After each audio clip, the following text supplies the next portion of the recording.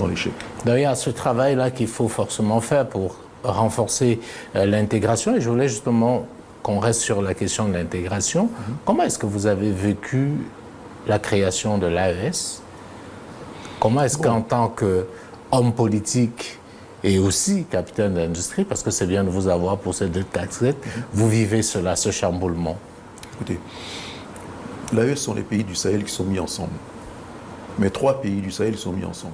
Le Sahel, c'est beaucoup plus important que 3 pays. Bien sûr. C'est une dizaine mais c'est un début. C'est une dizaine de pays, mais on n'a pas entendu les autres dire « nous allons rejoindre l'AES », alors qu'il y a une dizaine de pays. Donc ça veut dire que l'AES s'est auto-isolé. Moi, je ne l'ai pas bien vécu. Dites-nous pourquoi. Tout simplement parce que nous faisons partie d'un ensemble, d'abord lui et moi, ensuite la CEDEAO, et ensemble nous sommes plus forts. Mais les pays de l'AES ont eu tort d'avoir raison trop tôt, en ce sens que la CEDEAO a condamné les coups d'État, mais la CEDEAO n'a pas condamné les raisons des coups d'État. La CEDEAO a été absente au moment où ces pays souffraient de malgouvernance et qu'il y avait des signaux qui clignotaient depuis longtemps et la CEDEAO ne disait rien. Et c'est une fois que tout s'écroule que la CEDEAO s'exprime. Et là, je pense que la CEDEAO était dans l'erreur. Donc les pays de l'AES, au lieu de partir sur leur déception et créer l'AES, auraient dû rester au sein de la CEDEAO, donner de la voix, et là, ces pays se seraient rendus compte que l'écho allait être beaucoup plus fort. Mais comment auraient pu rester ces pays? Comment ils auraient pu rester? Puisque l'une des premières mesures, c'est de les exclure de la CEDEAO, c'est de les sanctionner. La CEDEAO faisait des réunions sans les impliquer. On ne les a pas exclus tout de suite. Ils ont été suspendus. Ils étaient sous sanction. Ouais. Et les sanctions étaient mal. Justement, c'est ce que je suis en train de dire. Ouais. Les sanctions étaient mal. Donc, il y avait beaucoup plus de solidarité envers ces pays, mais ils ne le savaient pas. Puisque je suis en train de vous le dire, moi. En tant qu'homme d'affaires, les sanctions nous ont fait plus de tort, même à nous qu'à eux. Parce que c'est un marché pour nous. Bien sûr. Donc quand il y a eu fermeture des frontières, c'était un marché qui se fermait pour nous. Donc nous, on n'était pas satisfaits du tout. Faut pas croire.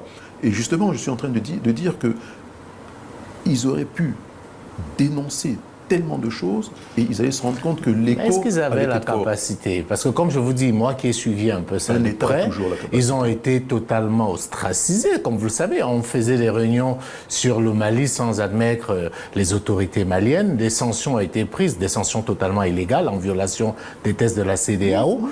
Comment est-ce qu'on peut rester dans ce cas de figure? Et pour revenir à ce que vous disiez, comme vous le savez, ils ne sont pas partis du jour au lendemain. Ils ont quand même pris du temps.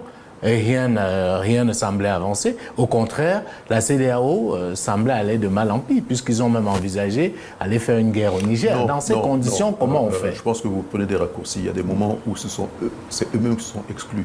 Les moments où ils étaient invités à venir, ils ne sont pas allés. Il faut corriger ça. Donc eux-mêmes se sont fermés. Et je dis, ils avaient l'occasion de remporter ce débat-là. Parce qu'en l'engageant, ils auraient eu des soutiens. C'est moi qui vous le dis aujourd'hui. Mais enfin, c'est quand même un peu discutable, parce que moi je dis encore une fois, j'ai pas eu l'impression que ces pays se sont fermés. Comme vous le savez, au début, les médiateurs de la CEDEAO ont fait le tour au Mali. Jonathan, l'ancien président du Nigeria, était là, mais sauf que justement, la CEDEAO n'entendait rien. La CEDEAO était venue avec un calendrier, soit vous respectez, soit on vous sanctionne. Ils n'ont pas respecté, on a sanctionné. Et je dis encore, j'aimerais vous entendre là-dessus, comment vous pouvez continuer à collaborer avec une institution qui viole ses propres textes pour vous sanctionner? Comment on fait? Mais la preuve, eux ont dit, nous sortons. La CEDEAO leur fait appel. Et c'est là qu'ils avaient une opportunité extraordinaire. Mais la CEDEAO le fait quand? C'est trop tard. C'est comme si votre épouse décide de divorcer et c'est quand elle va demander le divorce que vous commencez à dire non, on peut arranger, alors que vous avez eu le temps de faire des médiations. C'est jamais trop tard. Je pense que vous prenez des raccourcis. Non, enfin, je regarde des faits. Il y a eu des situations, il y a eu des situations, il y avait des possibilités. Mais pourquoi ça n'a pas marché, selon vous? Parce que je pense qu'ils se sont fermés. Ils se sont fermés, tout simplement. Il ne faut pas oublier que ce sont des régimes militaires non plus. Hein. Et que la CEDEAO, à un moment donné, à juste titre, allait demander qu'on organise des élections. Parce que le régime militaire est aussi une exception. Bien sûr, c'est une exception. Donc, il faut sortir de l'exception à un moment donné. Donc eux aussi se sont fermés. À part la Birmanie, il n'y a que le continent africain où il y a des coups d'État. C'est dépassé de mode complètement. Hein. Mais est-ce que vous comprenez ces coups d'État? Parce que je peux appeler ça, c'est un nouveau type de coups d'État qui sont finalement très populaires et qui font moins de morts que des élections. C'est ce que je vous ai dit. Je vous ai dit, la CEDEAO n'a pas condamné les raisons du coup d'État. On a vu les signaux, on a vu arriver, on comprend. Hein. On comprend qu'à un moment donné, la situation était intenable.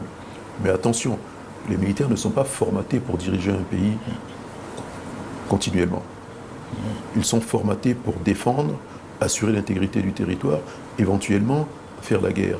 Mais à un moment donné, il faut passer la main aux civils pour que la vie politique reprenne, la vie économique et sociale.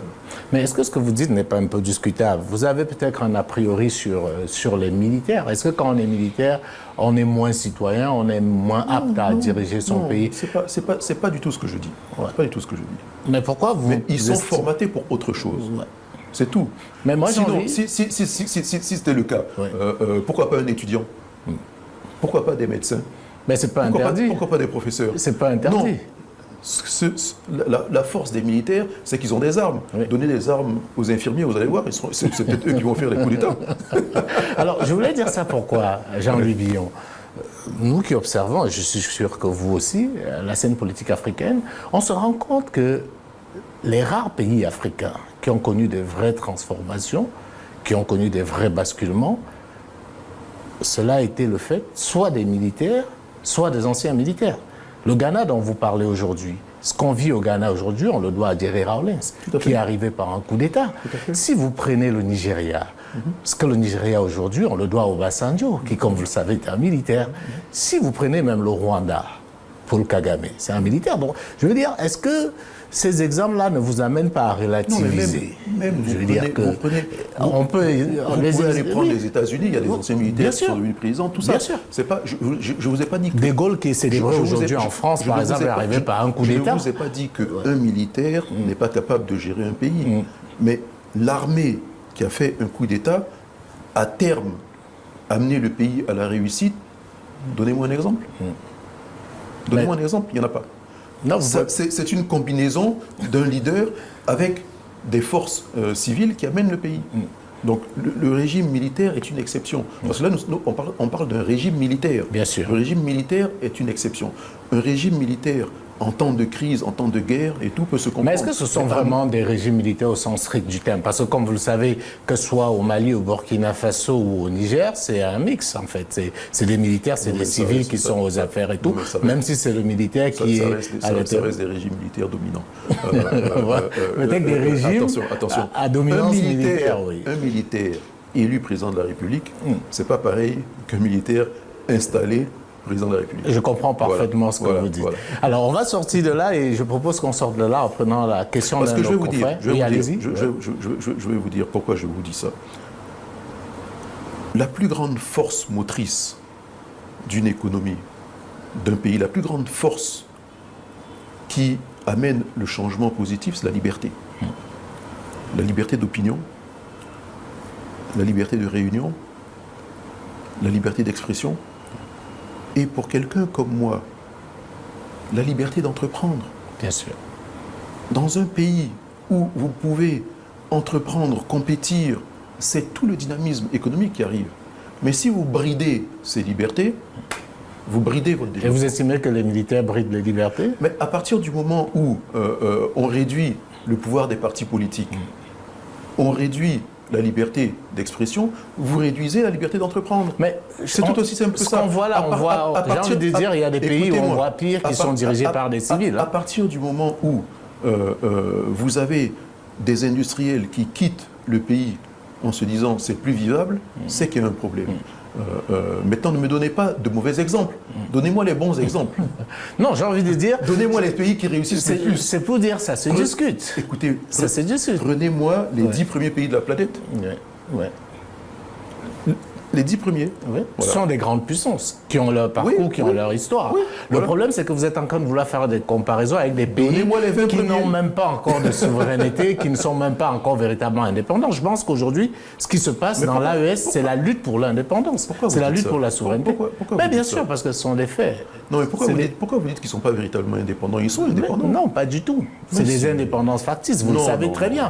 Et aujourd'hui, ce qui est en train de se poursuivre, c'est justement cette quête-là. Il faut arrêter de mais vous ne pouvez pas être... Jean-Luc Billon. Il faut arrêter de dire Jean-Luc Billon, vous ne pouvez pas être un pays indépendant. Vous ne pouvez pas être un pays indépendant et sous-traiter votre sécurité à une puissance étrangère. Vous ne pouvez pas être un pays indépendant et c'est une armée étrangère qui décide de ce que vous allez faire. Parce que si vous avez suivi un peu ce qui se passait au Mali avant... Est-ce qu'une armée étrangère a décidé? Non, l'armée étrangère n'a pas décidé. La preuve, à partir du moment où ils ont dit à l'armée étrangère de partir, l'armée étrangère est partie. Ça veut dire qu'ils sont indépendants.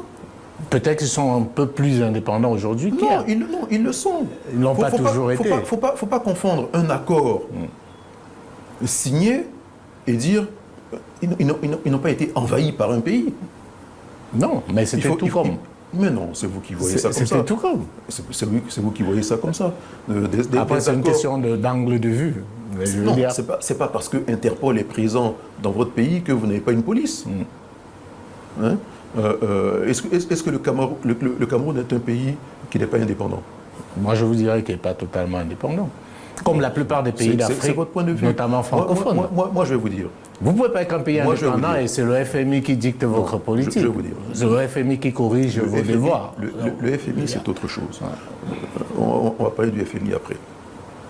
Nous sommes des pays indépendants. Maintenant, à nous de savoir prendre les bonnes décisions et de se départir de l'aide, de se départir de l'assistance. C'est à nous même de faire les bons choix. Personnellement, ici en Côte d'Ivoire, quand il y a eu le cas Vincent Bolloré, je me suis opposé à ça. Pourquoi? Parce que j'estimais que c'était un mauvais exemple, un mauvais choix. Mais il y a eu une voix pour le dire, et il y a d'autres personnes qui étaient d'accord. Donc, n'importe quel leader politique, vous prenez le Bénin de Patrice Talon, le même cas s'est présenté à lui, il a dit non. Est-ce que le Bénin a coulé? Non. Non, selon l'indépendance, c'est à vous de l'arracher. Non, de l'affirmer. C'est pas la même chose. On est indépendant. On a gagné notre indépendance depuis les années 60. Oui, on a gagné nos indépendances depuis les années 60. Maintenant, vous allez me dire, est-ce que les pays même, les grandes puissances sont indépendantes? À partir du moment où, si vous n'avez pas de pétrole, regardez ce qui se passe avec le conflit Ukraine-Russie.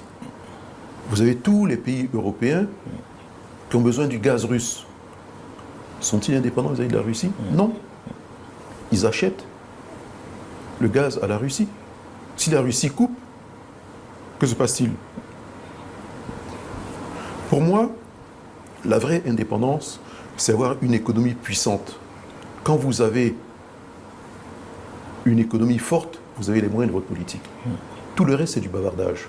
Quand votre population est pauvre, affamée, elle n'est pas indépendante. Donc pour vous, il faut bâtir cette souveraineté-là sur le la levier souveraineté économique. Économique d'abord. Et là, vous êtes fort. Les États-Unis, ils peuvent parler parce qu'ils sont première puissance économique du monde. D'abord, la Chine aujourd'hui est deuxième puissance économique. Et c'est pour ça qu'elle peut avoir ensuite une armée puissante. Mais une armée de pays pauvres reste une petite armée. Mais dites-moi, Jean-Louis Billon, comment on bâtit une économie forte, souveraine, avec le FMI et la Banque mondiale? Mais par la bonne gouvernance. Le FMI et la Banque mondiale arrivent parce que vous avez mal géré.